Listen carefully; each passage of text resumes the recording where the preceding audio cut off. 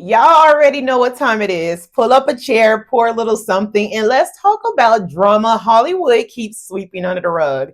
This is Talk Fame to Me with B.Lynette, where the stories don't just get told, they get judged. Let's start with one of Hollywood's most talked about feuds, Monique versus Tyler Perry and Oprah Winfrey.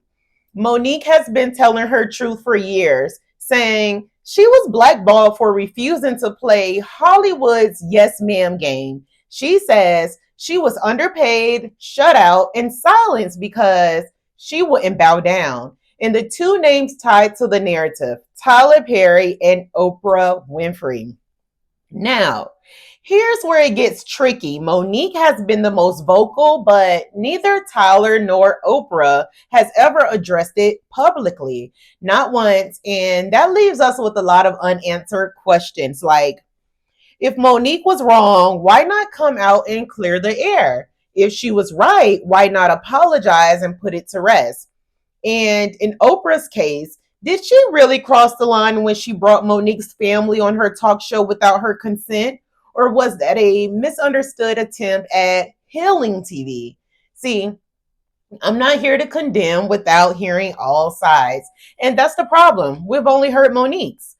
Tyler and Oprah's silence leaves the audience to fill in the blanks. And baby, the blanks are getting filled with shit. Entertainers in the world is Tyler Perry. And Tyler Perry told a lie on me. And that lie cost me 12 years of my career. 12. And I know that you work for that man. But as I told you before, and I'm going to say it again, until he fixes it, I will not stop, because that's how the monster is created. We're too afraid, we're too scared, we're too fearful that you're going to take something from me. So I'm just not going to say anything. I'm saying, Tyler Perry, you will not do this to another as long as I can help it, because you told a lie. And you feel like you have the God complex. So I ain't got to fix it. Either you'll fix it in life or you'll be dealt with in death. It's totally up to you. But I'm not going nowhere. Oprah, I'm not going anywhere until y'all take accountability and fix it. Y'all messed with my livelihood, which messes with my family. Never would I do that to anyone. So until they fix it, I won't back down. Well, let me ask you, what does fixing it look like to you? You see what Lee Daniels did? Mm-hmm. That man walking on that stage publicly. See, you publicly shamed me. You publicly shamed me. So now you have to publicly fix it. Tyler Perry, you cost my family millions and millions and millions of dollars. And it is a beautiful thing when you tip somebody $3,000. It's a beautiful thing when you give somebody $400,000 because their house burned down. Those are good deeds. However, you know what you did to a black woman named Monique. So all of that, the universe is watching and saying, okay, we see what you're trying to do, but you can't fool us. And I don't believe I'm the only one. Of course not. You don't do that to somebody and it be your first time. You don't, because you're too comfortable in doing it. And when you get that God complex, the universe is watching everything. Fixing it means you apologize publicly and you cost my family millions. So it's you want to, I don't want to put words in your mouth. Mm-hmm. I'm just deciphering. You want a public apology and you want restitution. Yes. And I say that unapologetically. You are on tape saying what you did to me was wrong. You are on tape. That's your voice, Tyler Perry. You called us. We didn't call you. You said what he did to me was wrong, and he was going to fix it when his movie Boo came out. When did Boo come out? 2016. We are now in 2025, and you've not fixed that. You've not fixed it. Oprah Winfrey, you watched a black woman be thrown under the bus, and you said nothing. As you spoke about equality when you were working in Baltimore at a show called People Are Talking, and Richard Sher was making $50,000, and Oprah Winfrey was making half of that. And she wanted to know, why does he make more money than me? That's not fair. So you've dealt with inequality.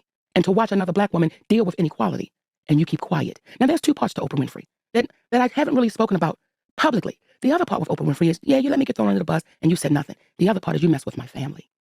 You mess with my mother, my father. She called me about my brother, right? Mm-hmm. And I said, listen, everybody can change. He wanted to apologize for molesting me.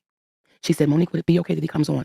And would you like to come on? I said, I don't want nothing to do with that cat, but I don't want to get in the way of his blessing. If he's changing, I don't want to stop that. She never said my mother.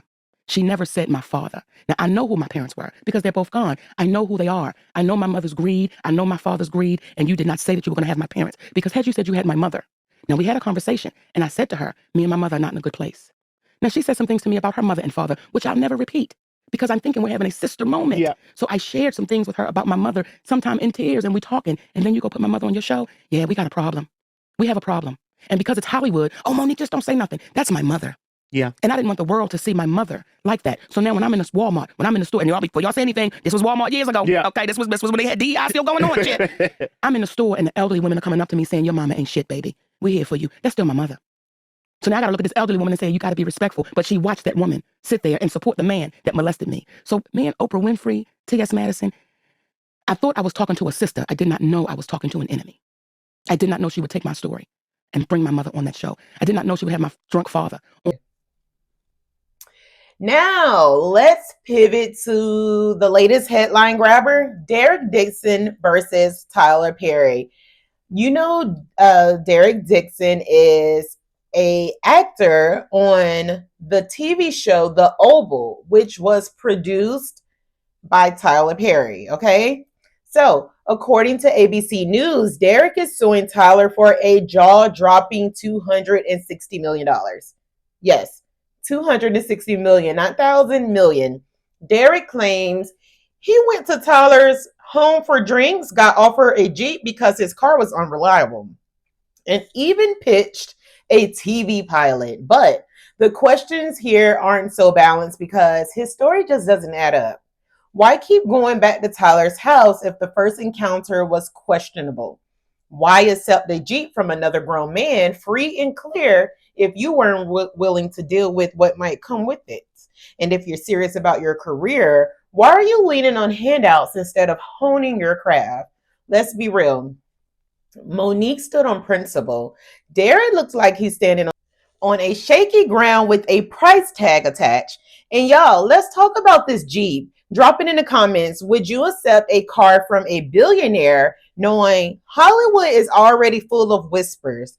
Or would you say thank you, but no thank you, and keep your dignity intact? Because from where I'm sitting, Derek isn't fighting for fairness. He's fighting for a payout. And if the streets are right, his career didn't stall because of Tyler. It stalled because the talent just wasn't there. Ooh.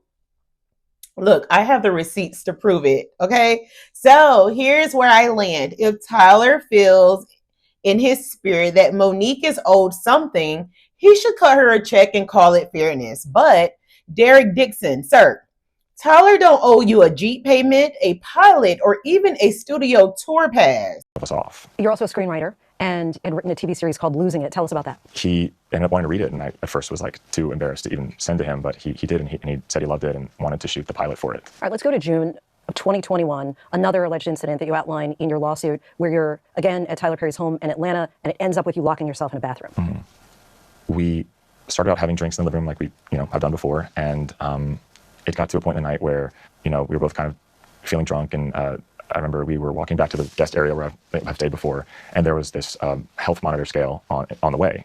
And I was like, what is that? And he said, well, you have to be in your underwear to measure, whatever, so you should do it. He reached down and pulled my underwear down and grabbed my ass, and I, tried to stop him and pull back my underwear up, and he kind of grabbed my arms and said, no, it's okay, just go with it. And I said, stop, I don't want to be naked, I don't want this. And he was just like, no, I'm not gonna hurt you, and just continued. And in that moment, unless someone's been through something where they have their control over their bodies taken away, you don't really understand the kind of feelings that you get in that moment. It was almost like every thought came through my head: to run, to fight, to freeze.